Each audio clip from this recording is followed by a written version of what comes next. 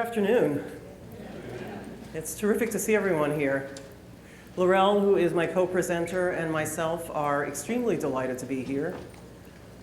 We've been working together for a while now on a research study that we will present in a few moments to you. We've got some very interesting preliminary results, and I'm sure you'll be excited to hear about them. But prior to that, we have a very special guest with us today. As you may know, every single year for many years now, the American Council on Education has presented a very distinguished, successful, and well-chosen learner to be the Adult Learner of the Year.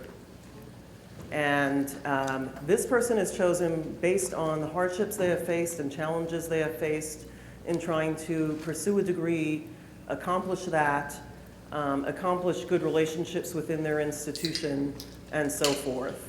The other criterion for this person who is chosen yearly is that they have to have used some form of ACE credit recommendations in order to have been successful in their degree pursuits.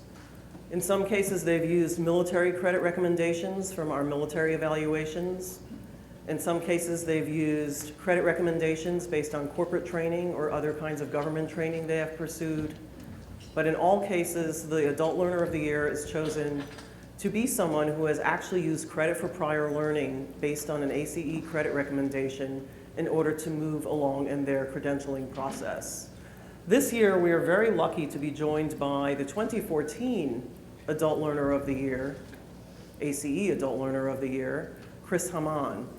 And prior to Laurel and my giving our presentation, Chris is going to come up, say a few words, talk a little bit about his experience, and then he will turn the floor over to Laurel and myself so that we can do our presentation on our preliminary results on our study.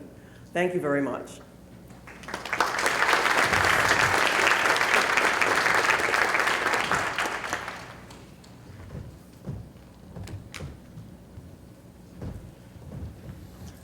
Thanks, everyone. Just to give you a little bit of background on myself, I joined the military in 1988. I'm the United States Marine Corps, and I served 4 years, a 4-year enlistment. I also served in 2 combat zones. The reason why I chose the Marine Corps, ultimately, was because I liked the uniform. I really had to have one of those, so I did my 4 years. After I got out of the military, I really didn't know what I wanted to do with my life. I was still had that, I guess you could say, that military mentality to where I just didn't know what to do. So at that point, a light bulb came on. I thought, man, I paid into that thing they called the GI Bill.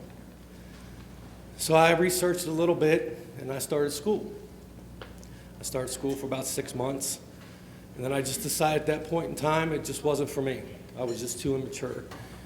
And so I dropped out of school. So at that point, I started the job search. I took a few different positions with different companies throughout the local area where I'm from. Primarily, I was into management. And then about the year 2009, February 10th, my life changed for the worse.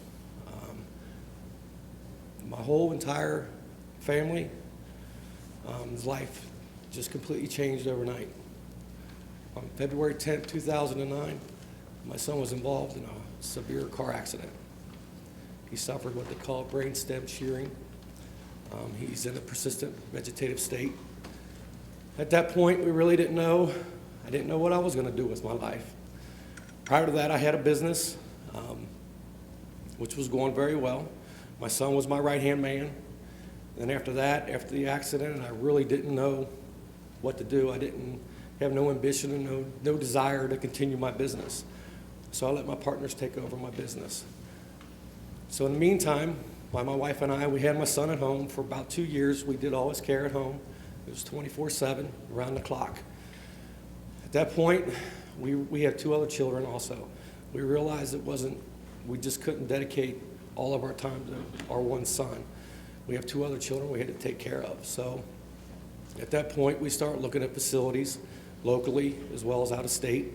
But my son was on a ventilator, so it was really hard to find a facility that would take him. So we found a nice facility down in Mount Vernon, Kentucky, which they specialize in respiratory care, and he lived there for approximately 2 years.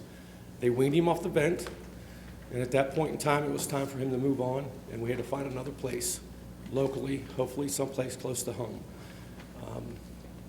We found a place about 20 minutes from the house, which made the drive a lot more closer, a lot more easier for us and family and friends to see him.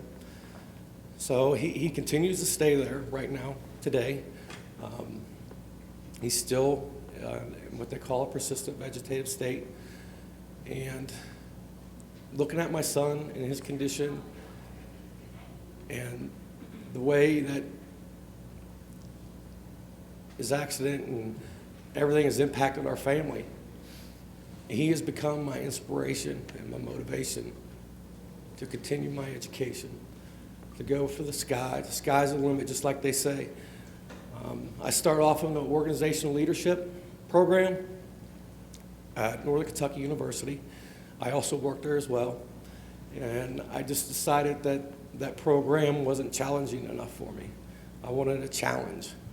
So, and I always had a desire to help people. And I wanted to help somebody. And I wanted to, if I can make a difference in somebody else's life, that's what I wanted to do. So I looked into the social work program, which now I am a junior in the social work program, and I carry my 3.8 GPA, and I'm very proud of that.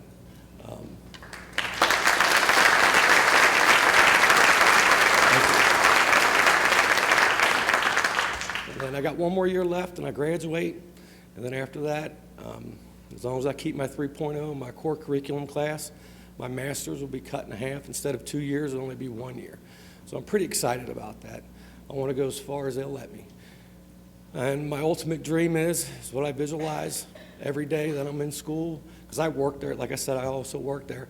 And I see all these students walking around, and when it comes time to graduation day, and they're buying their gowns and their caps, and I visualize that someday that will be me walking down that aisle to get that cap and to get that diploma and shaking that president's hand. And that's all I have. Thank you very much.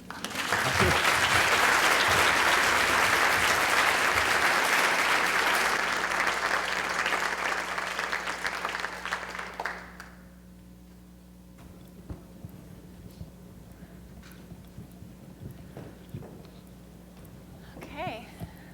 Good afternoon. Come on. I know it's post-lunch, but good afternoon. Thank you for sharing your story. I think that is actually a really nice segue to what we're going to talk about. It's a reminder that our adult students, all of our students, but particularly our adult students, come to our campuses with life histories of triumph and of great challenges. And we certainly don't want to make this thing we call higher education another challenge. We want to make it a success story, and one that's easy to navigate, right? So we're going to touch on helping campuses do that, hopefully, through this study that we right now are just calling Credit for Prior Learning Project. We should probably come up with a sexier, more exciting title. But I don't know if, Deb, you want to say anything more about yourself, your background, and ACE's work in this area? Absolutely. I'm the Assistant Vice President at the Center for Education, Attainment, and Innovation at ACE. I've been at ACE for about 10 months now. One of our large foci within our center is how to help students not just achieve a degree, but achieve it affordably and within a reasonable period of time. And even all the innovation that we're attempting within our center is tied to that major goal. So, there are innovative practices, both technologically, from the business model point of view. There are all kinds of practices that people are piloting these days in order to raise the number of adults and non-traditional students who complete a degree in this country, actually achieve greater results in terms of persistence and graduation, and do so in a cost-affordable way. One of the aspects of making this kind of challenge affordable to the student and helping with completion in a reasonable period of time rests on the notion of credit for prior learning.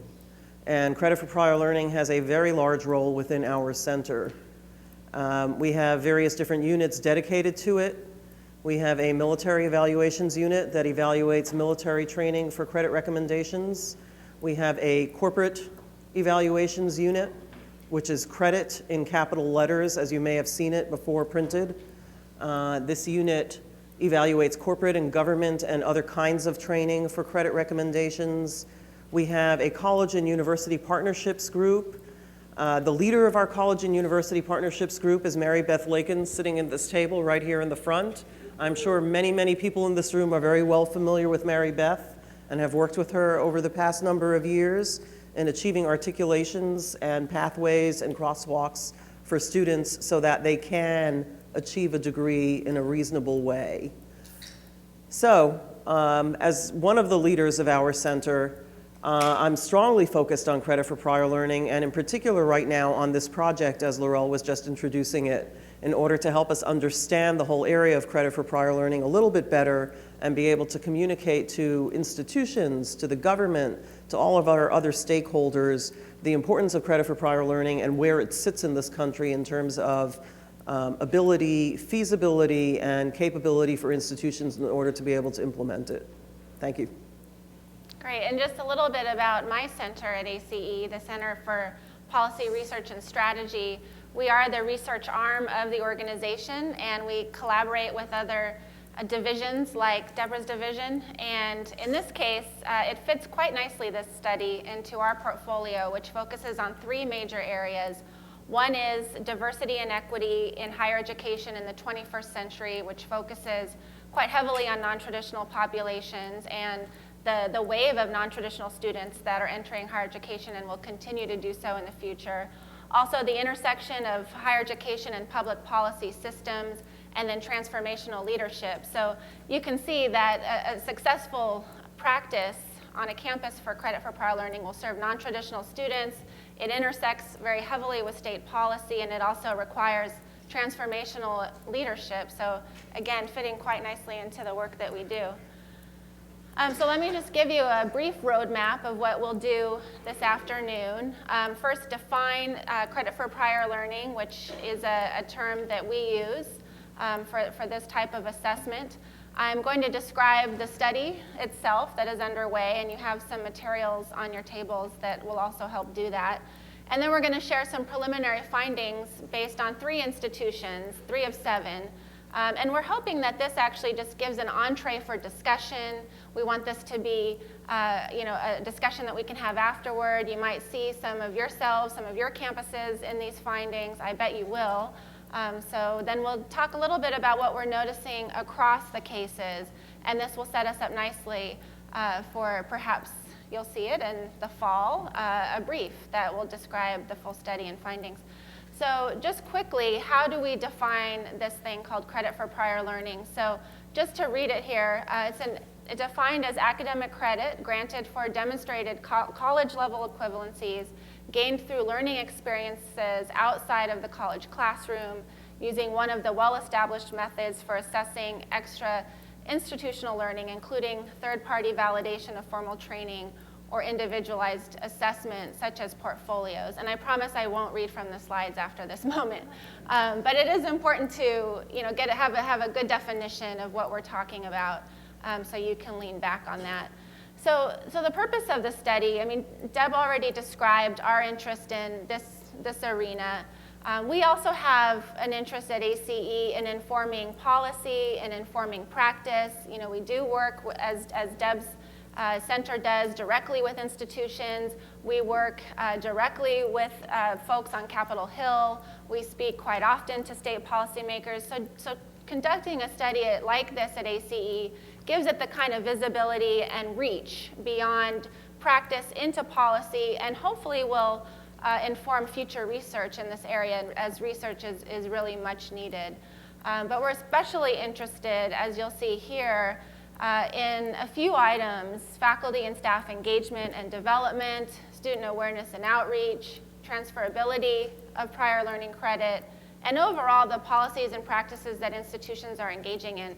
The study itself will essentially interview, or we're actively engaged now in interviewing about 5 individuals per campus, and I'll just share with you the profiles of the campuses in a moment. But these are individuals that work as transcript evaluators, particularly faculty, people in student services, individuals in admissions, and registrars. So we're essentially working through a primary point of contact on each campus who can inform us as to who is involved in credit for prior learning, and then they help us seek those individuals out, and we conduct telephone interviews. And we have a couple of our interviewers, Deb and I, but also Mary Beth and Brian Walton up here at this table, so we might call on them as needed.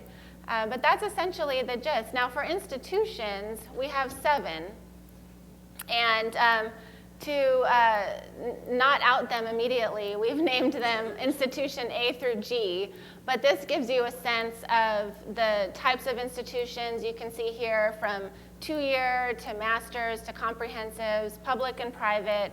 We tried to find a balance of region in the US and a balance of undergraduate population served. Now this leads a little bit to limitations, which is we have just 7 institutions. I mean, as those of you in the audience who have conducted qualitative research know, this is a big undertaking, 40 interviews approximately. We'll be doing some document review. This is about as much as we can bite off between our centers at the moment, but we're hoping that it leads to something larger and robust in the future, and perhaps can act as a springboard for future research. So we are talking to about 5 people on each campus. That, of course, isn't going to be the landscape on the campus, but we think it'll give us a really nice insight and will help inform that research policy and practice that I mentioned. Okay, so I'm going to turn it over to Deb, who's going to talk about our first institution, or Institution E at the moment. Thank you. So as you can see, Institution E is a 2-year public institution. The graphic that you see in front of you represents, I would say, the language that we procured from the actual interviews that we conducted so far with the particular campuses. So you can see that there's a large focus on credit for prior learning, on students, on faculty, on people, and so forth. And the words that pop out at you should give you an indication of where these interviews are leading at this point. With respect to Institution E, we've conducted 4 interviews thus far. At this particular institution, credit for prior learning is usually referred to as PLA, which is very common language, as you know, for any kind of credit for prior learning. There are distinctions and definitions between credit for prior learning and PLA across the entire field of higher ed. At ACE, we prefer to call it the larger group of different types of credit for prior learning that folks can bring with them, credit for prior learning, and PLA is a subset of that to us. But the terms are very often used interchangeably throughout higher education, as you probably all know. So, as you can see in this particular institution, there is a focus on crosswalks for credit for prior learning, which means that any kind of credit that a student may receive for prior learning very often has been crosswalked from whatever their prior experience is to the actual courses and to the actual programs that the institution is offering. At Institution E, for an associate's degree, the student must earn at least 15 credits at the institution itself, which means that for an associate's degree, they can bring in up to 45 credits, and the 15 credits are in part required because students must meet a residency requirement on the campus. And remember, this is a 2-year institution, so they're in the business of awarding associate's degrees, not bachelor's degrees. And the associate's degree at this particular institution is a 60-credit degree. And again, as we all know, there is variance across different institutions in terms of numbers of credits required for an associate's. So for the purposes of this study, we are, even if we're not naming the institution yet, we are revealing that they require 60 credits toward an associate's. The other thing that you might want to know about this institution is that it is a multiple campus institution. So it is not just one campus. And one of the people with whom we've already conducted an interview has said there aren't necessarily consistent practices across their campuses or even within a campus with respect to credit for prior learning.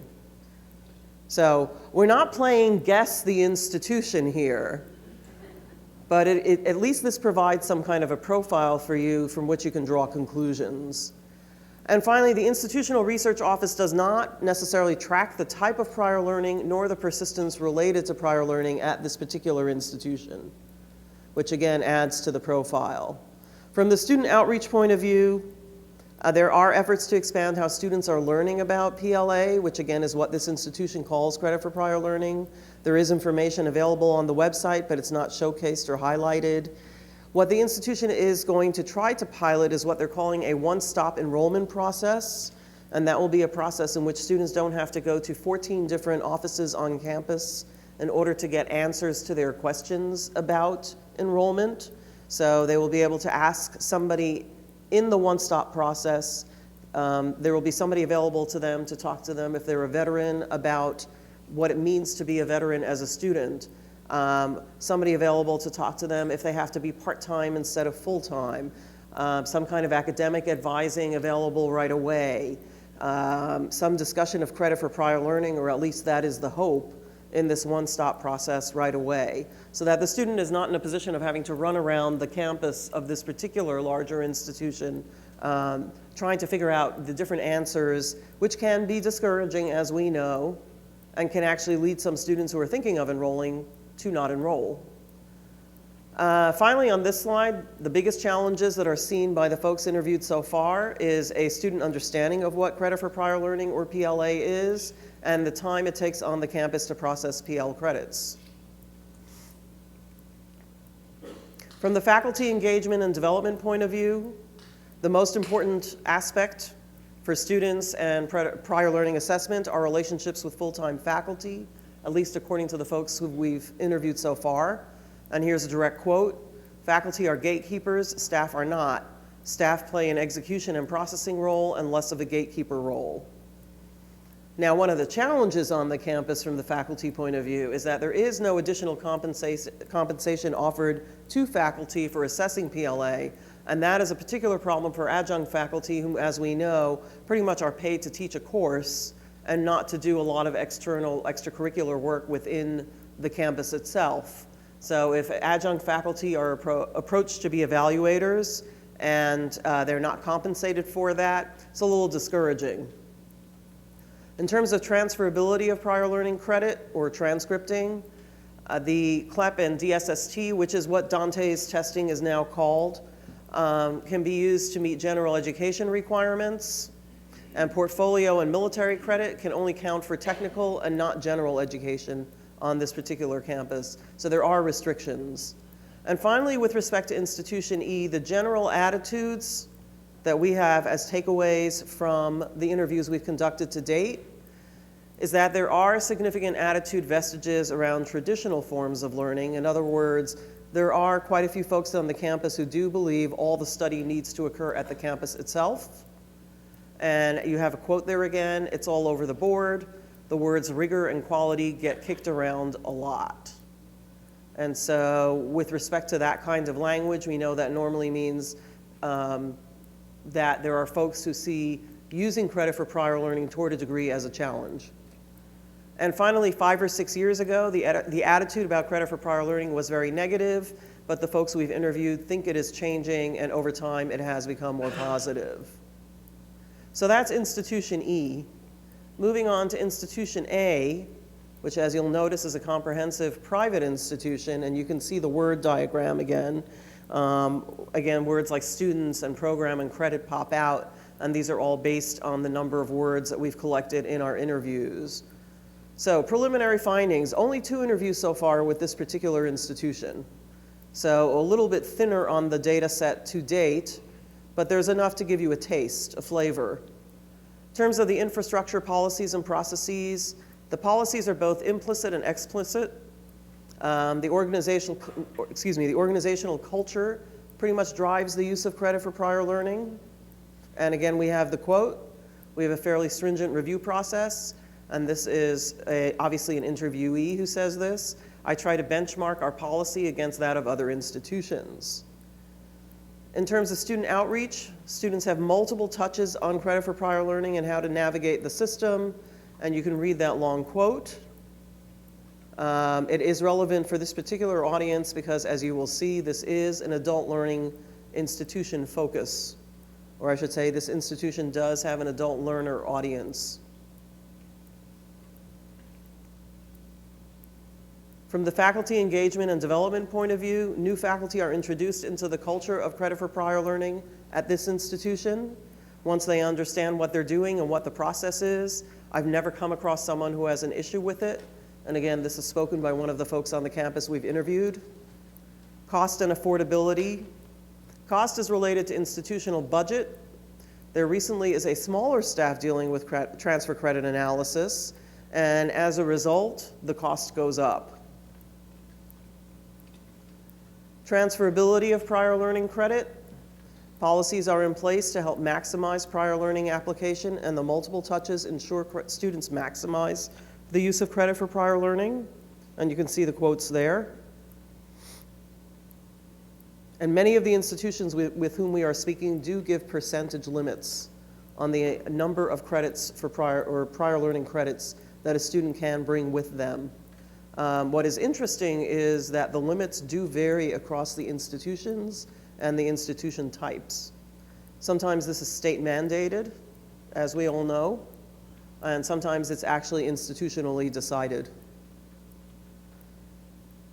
And it's important to note the context of prior learning in the above remark. It only includes the SST, Dante's, CLEP, and portfolio, and this is critical for us at the American Council on Education.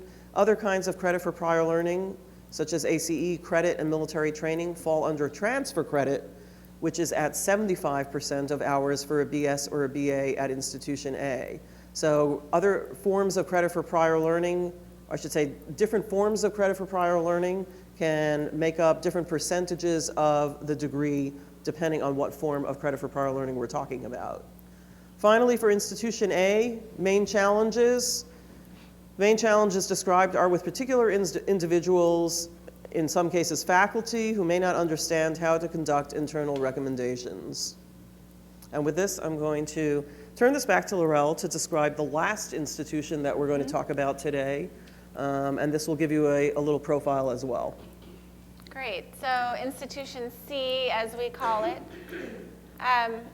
Now we have conducted 5 interviews with this institution. I think we're actually wrapped up here. And the way that the slides progress, if you haven't noticed, sort of the first institution a little bit early on, perhaps culturally, certainly not as accepting of credit for prior learning, so to speak. And the next institution doing a bit better. I think so far, this institution in our study is actually a bit of a hallmark program, and it's described by everybody as really just culturally accepted and celebrated.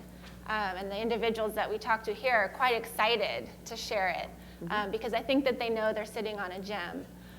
They have a shared understanding across the campus of both policies and processes. I mean, the individuals repeated really the same information, and that's something that we're gleaning, of course. When you talk to 5 different people who do 5 different things on a campus, you're going to get 5 different perspectives. And for the institutions where the perspectives are pretty consistent, I mean, you really know you have something about that campus and about the way that, in this case, credit for prior learning is conceptualized and the way it's received. So they see this in their leadership, as far as senior administration being behind this. They see it in their infrastructure, in the way that it facilitates a shared understanding. And they really are, we put here, advocacy focused, meaning that the faculty, the staff, they're very much advocates of their students, advocates that they receive the credit they deserve. And as is noted, CPL is an item in their strategic plan. And so that's another question that we're asking. What about sustainability of CPL on your campus? Is it in a strategic plan? Is it across documents? Mm-hmm. This is an important question. And I know strategic plans can be symbolic and aren't always, enacted upon in ways that we might hope or think that they would be. But I think in this case, they're doing right by the wording there. As far as their outreach, they have two main sources, and one is their website, and one is word of mouth. And I did go to their website, and it is completely transparent from the very homepage. You know, there's actually navigation right on the homepage about credit for prior learning versus this other institution where it wasn't highlighted. It's a bit buried. You sort of have to know what you're looking for. And then the word of mouth. The people we spoke to feel that faculty, department advisors, counselors, you know, they all know about this, and when they interface with students, they're sort of have it in their back pocket to talk about when they're talking about learning and about prior learning that students have had. They also have a marketing budget for this. So of course, money, you know, means a lot, certainly in this type of thing. All of this requires resources, but they've actually put a marketing budget which they feel will not just market their credit for prior learning offerings, but markets their institution to the community that they accept this. And again, they're attempting to make higher education accessible and affordable and you know, easy to navigate. So I think the quote here illustrates it's one of the first things you see on our website. Because it's such a big initiative at this institution, we just make sure students know about it, and they do that consistently. Now faculty, we have this question, and I failed to mention it by name before, but on your chair there's actually the protocol being completely transparent with you about the questions that we're asking these individuals. You'll see here that we do ask about whether faculty are, you know, in some ways compensated, or what is the incentive for faculty to be involved. Because there is a practice, as I'm sure Deb could speak to, about, you know, some places do provide some sort of resource, but here the faculty just see it as part of their job. And again, you know, that speaks volumes. There's a high degree of collaboration and communication, and the faculty really are utilized as subject matter experts, and I'm sure that's not surprising. The other thing to mention about this campus is that they are in a military community. And we're noticing for the campuses that we've spoken to that this actually does make a significant difference in that many of the faculty and staff have a military background, and I think they really get the type of training that goes on there and how it translates to college credit. And so I know that not everybody has that wealth of presence or experience or knowledge, but that is really showing up for us.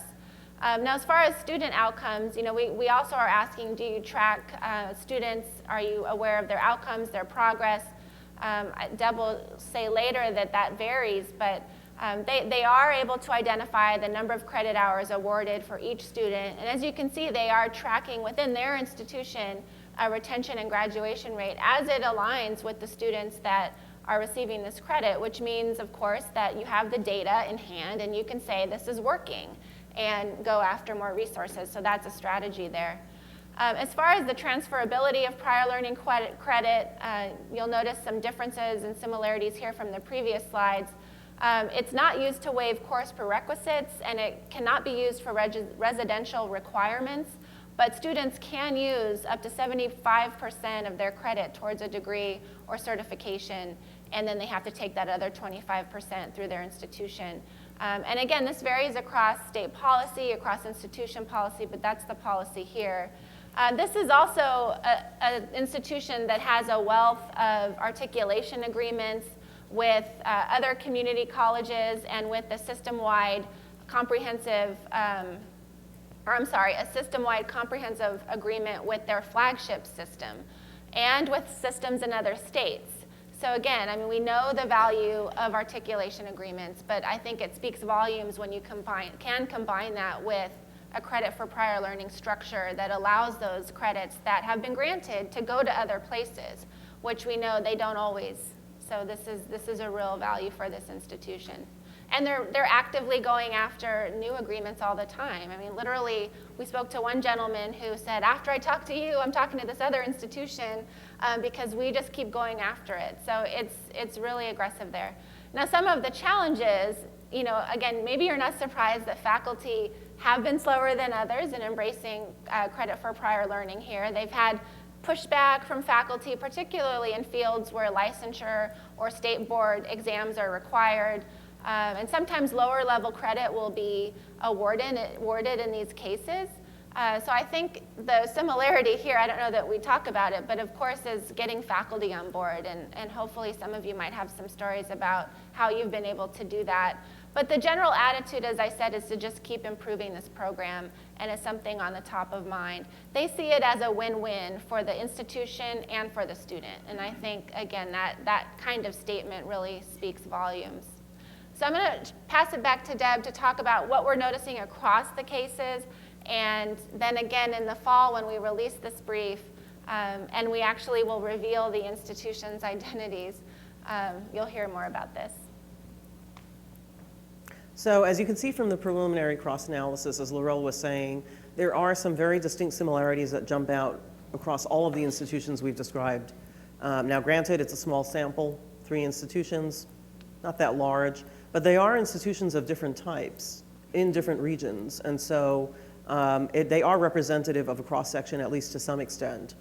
You will see that amongst the differences, there is obviously a difference in climate, as Laurel had mentioned earlier. One of the institutions, the first one that we described, seems to have a climate of just starting to recognize the importance or the potential validity of prior learning assessment and credit for prior learning, all the way to the third institution, which really has that actively ingrained within their culture. So there are differences there. There are differences to the degree by which these institutions monitor their CPL progress or student progress and outcomes. So, some institutions track this pretty closely. We at ACE have not found too many that do. Primarily, most institutions, even if they're generous in granting credit for prior learning, they don't track that closely. What the impact is on retention, on graduation rates, which kinds of credit for prior learning are more likely to make a student successful, which kinds of credit for prior learning are less likely to make a student successful. These kinds of tracking are unusual, I would say, across multiple institutions in the country at this time.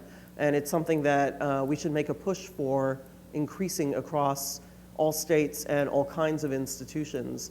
The more we learn about credit for prior learning, the more actively engaged we know we can be, and the more we can, for lack of a better word, marginalize the types of credit for prior learning that are actually not helpful to students. But we don't know enough to even figure out what any of those things are. Credit for prior learning terminology is definitely not translatable across all campuses and all stakeholders.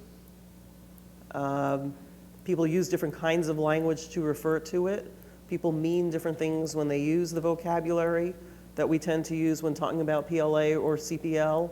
And so this is definitely a challenge across institutions and a challenge we all face, even when just having conversations about it. And the final difference we've listed here is that, as you've seen already from some of the slides, the available resources across the campuses vary in terms of evaluating and making students aware of credit for prior learning. And so, there are some institutions that have one person dedicated to it. There are some institutions in which multiple faculty and multiple individuals in student services across the campus are dedicated to it. And then you have, of course, the gamut in between. Similarities. There is a general commitment to credit for prior learning by the various stakeholders across all of these campuses, even if one or two of them are early on. There is a growing recognition of credit for prior learning as a vehicle for improving student enrollment and persistence. I think that if you live in the United States today, you hear plenty of federal government outcry with respect to the value of credit for prior learning. This doesn't necessarily represent that the federal government is the best educated stakeholder with respect to being able to discuss these issues, but it does represent the fact that there is a recognition that at least it has to be a topic of conversation. Ignoring it is difficult. And finally, that recognition of steps that can be taken to improve credit for prior learning, including improved attention to assessing student outcomes. I think all of the campuses with whom we've already spoken do have that recognition and do take it very seriously. It's interesting about, there's this perception that this will help enrollment and persistence, and yet there's not really the data collection going on to sort of prove that. That's exactly right. Which is interesting. It is a very interesting Yeah. observation. I think there is this aura, because we do know that we want to speed time to completion and lower cost. So there is this aura around the notion of credit for prior learning, but to a large extent it hasn't been proven. I think there is some factual evidence out there because there are some institutions that do the tracking, but they're in the minority, and part of what we'd like to do is see more institutions actually do the tracking so that we can get some hardcore evidence around this. Right. Interesting. And so now we open the floor to questions and any other discussion that you'd like to have. And sharing, because we do have some time for that. So yeah, we had really hoped that this might spark some people to share what's working or share perception, share challenges, just by seeing, what these institutions are facing. May I lead off? Chris, how many credits for prior learning did you receive toward your degree? 30. Military, primarily.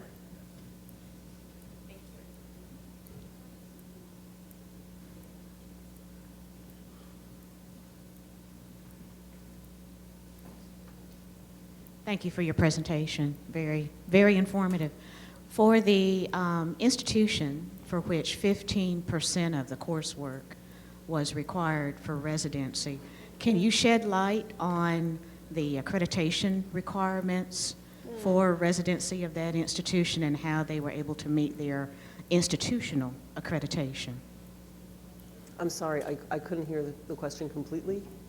Okay. Although you presented an example of one institution for which I believe 15% or 25% of the coursework It was 25%, was yes, that's required correct. for residency. How was that institution able to meet its institutional regional accreditors' requirements? So question really about It is a question about accreditation. This is where we start to see variance across the institutions and how they are aligning themselves with what their accreditors' requirements are. These are all accredited institutions. We probably should have mentioned that. None of these are non-regionally accredited institutions. Of the 7, Institution A through Institution G that we presented in that slide up front, I'm actually going to stand up because I like to see the person who asked the question. So these are all regionally accredited institutions. None of these are not. And as we know, there are state mandates in some cases that even are more stringent than those of the regional accreditors in terms of residency requirements and also distribution requirements across various disciplines for general education and so forth. This institution happens to be in a situation where there is no state mandate, and so it is institutionally mandated, and their particular regional accreditor has aligned themselves with the institution because of the nature of the institution. So I wish we had a number of states that actually do legislate these percentages, and Mary Beth would know more about that than I do, but I don't even know if you have a number. No, not at this time. That's really a good question for further research. Thank you. But as a follow-up, SAC-COC requires a minimum of 25% residency. So out of a 60-hour degree, 45%, 45 credit hours could be prior learning assessment, 25% must be in residence. Belle Whelan will be here tomorrow morning at 9 o'clock. I was going to say, so this may be a Sachs institution. We won't reveal. But you can ask Belle. And for those of you who have been with us for a number of our events, you've heard Dr. Whelan tell us that indeed it is the 25% rule stands, but she went as far as at the Winter Institute last year to say that if faculty assess portfolio, it is faculty at your institution awarding the credit, and therefore portfolio assessment is considered in residence. Which is probably surprising to a lot of people, I would guess. And We have it on our iTunes U site. With Dr. Whelan's permission, it is posted. Again, let me repeat. Of the 25% residency requirement, if the faculty at your institution review the credentials and the portfolio and award the credit, those are considered in residence. Yes, that means that a student could submit 25% of their degree as a portfolio, the other 75% through other forms of transfer and prior learning assessment, and never sit in a seat. So don't say SAC says you can't. Thank you, Mary Ellen. That was very, very useful, and I did not know that.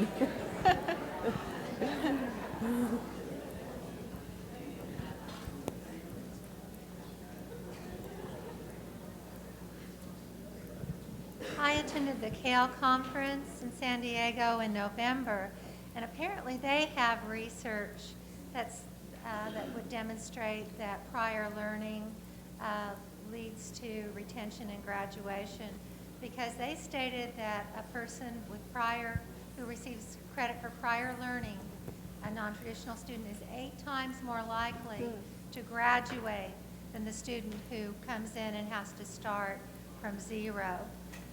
The other thing that I just wanted to bring up as a topic of discussion is on our campus, Georgia Regents University, we will allow students to have 30 semester hours for credit by examination. So it could be CLEP, it could be a variety of tests, and we have that on our website. However, they also include people who come in and challenge departmental examinations. And I've been arguing that if a student comes in and passes a departmental exam, in essence, they've established that credit at your institution, and that shouldn't be part of their prior learning. Does anybody else have a policy like that? And how do you handle that?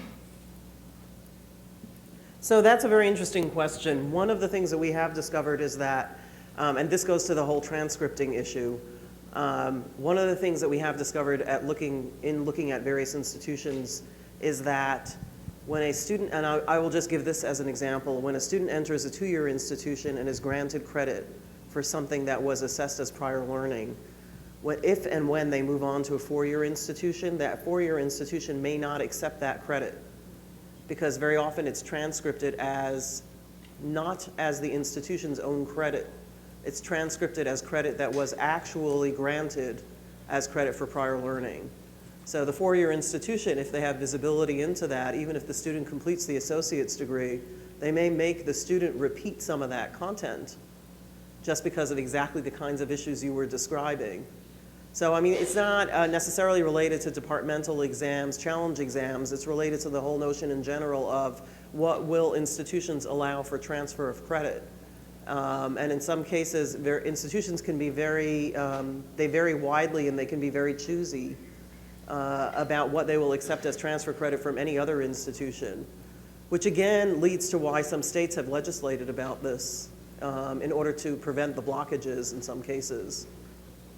I hope that answers the question. Or if there are others in the audience that wanted to respond based on your individual case, campus.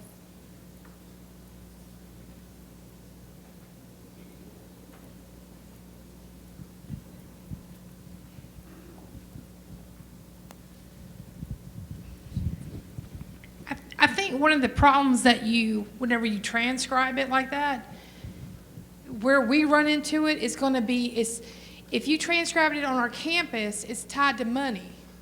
So then the 3 hours of a class that you did for a departmental exam, it would end up impacting finance. Right.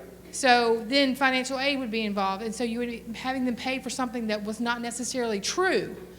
And so that impacts a lot of other things. So it almost goes back to our original agreement of if you see it transcribed, we take it. And I think that's the reason we came up with that piece, is because due to our banner system that most all of us, and then UGA coming on board, are using, we don't have a way to get around the financial piece of it without impacting the student. Really good point. Thank you.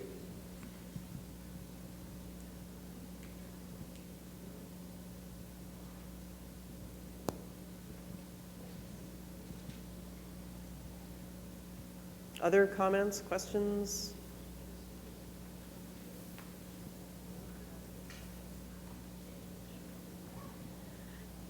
From a university system standpoint, can anyone tell me which form of credit for prior learning there is a system policy? For which form?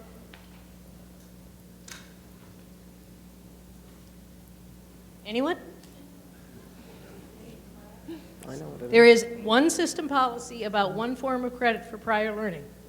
Anyone? Transfer credit. It is IB. The university, so I would remind you, you also can't say system policy won't let us. System policy will let you, except in IB, where we have the only credit for prior learning policy, and it is capped at 24 credit hours. I would also add that the University of Georgia and Georgia Tech are lobbying heavily to have that number lifted.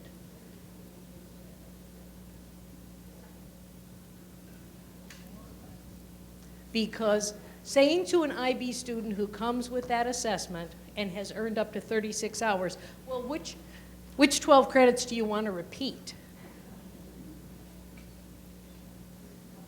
Makes us not seem very welcoming of our most capable students. But there is only one system policy regarding credit for prior learning, and it relates to IB. Raised. They would like to see more credit hours.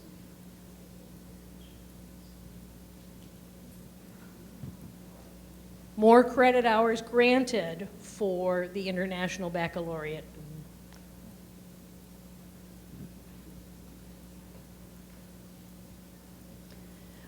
The Adult Learning Consortium, and thank you, Candy, the Adult Learning Consortium has some agreements about accepting transfer credit.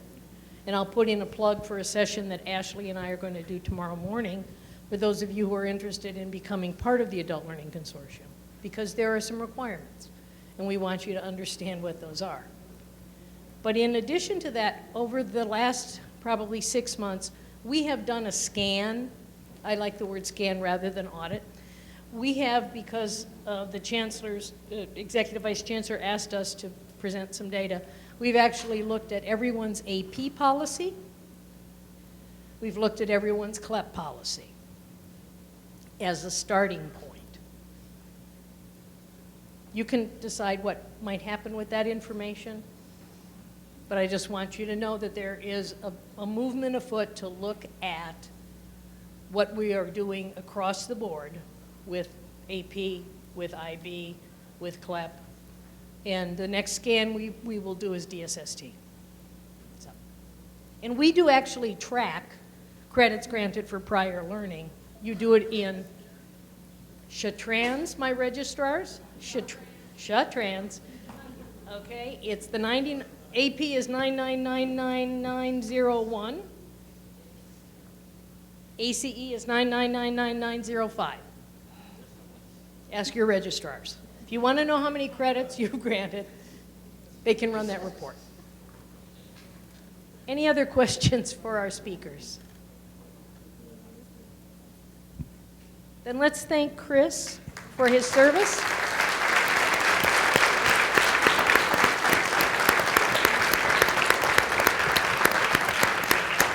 And thank Deb and Laurel for their presentation. Thank you, ladies. Thank you.